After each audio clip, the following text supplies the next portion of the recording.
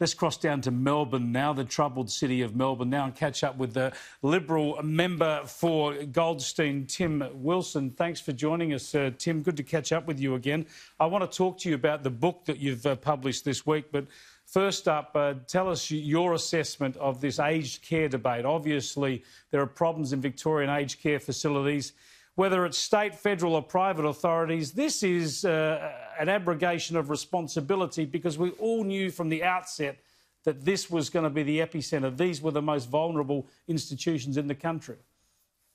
That's absolutely right, and we have known all along that there have been measures that are necessary to make sure we can protect aged care, those people living in aged care, and a lot of the responsibility rightly sits on the aged care providers and making sure they're taking appropriate action, appropriate measures. That's why the federal government has been providing necessary PPE for months now, since March, to providers who need assistance and support.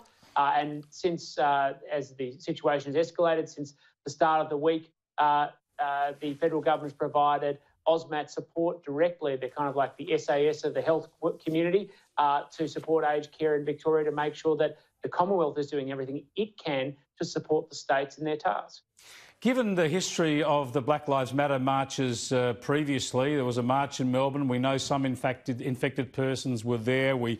Everybody was sort of angry at those people flouting the law, the lack of police response. Is it disappointing to see in Sydney today there are still people looking to ignore the court's rulings, ignore the social distancing advice?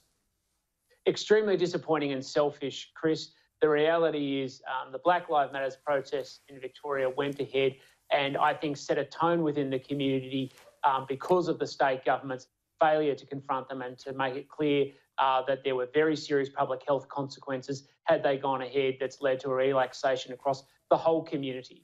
And frankly, the selfishness of those people, not to take anything away from the issue, nobody's taking that away, from those people in Sydney who decide that they're above the law, that their issue matters more than the public health of the entire Australian community, is frankly disgraceful.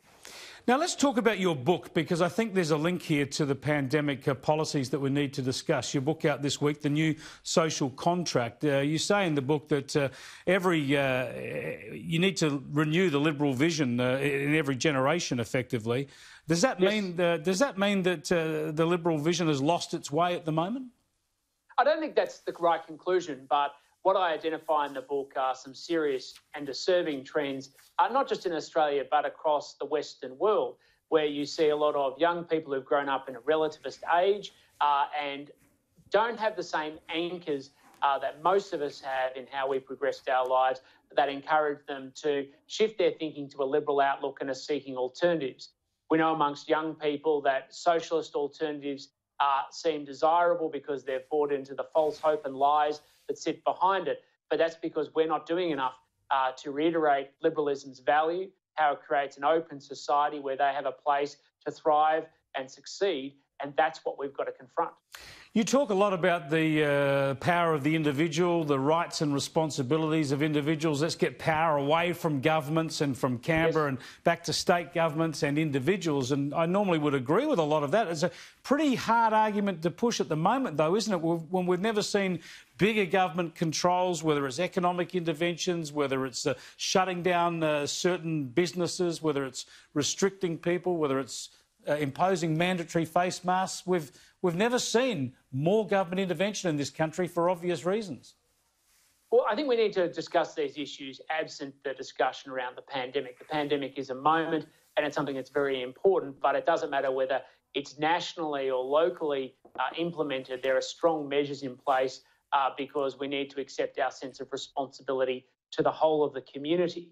And what the book really outlines is the importance of closing that gap between the people who are making those decisions and the people who are taking responsibility. And it's in all areas like tax. Currently, we have states that receive a lot of tax revenue, spend without constraint, but have no responsibility for raising that revenue. And as a consequence, you see them quite happy to spend, and when they run out of cash, they then go and blame the Commonwealth. You need to close that gap of responsibility.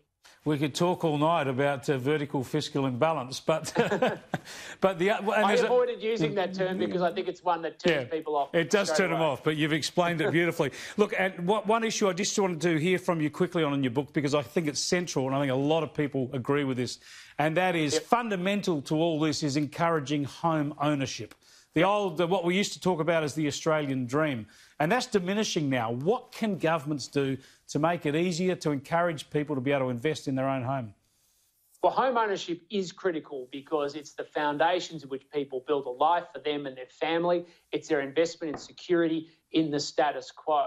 And there are lots of things governments can do, but ultimately a lot of it comes down to tax reform, because what we have are taxes that encourage states to go to big windfall gains through things like land release and stamp duties. The biggest, obviously, contribution to the cost of a house is the land, but also looking at planning regulations to increase supply and change our attitude to a lot of those issues to increase supply so Australians can own their own home, because it's not just got the immediate benefits for the individuals involved, though it does.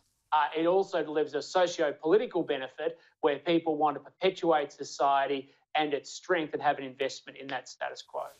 Tim Wilson, congrats on the book and thanks for joining us.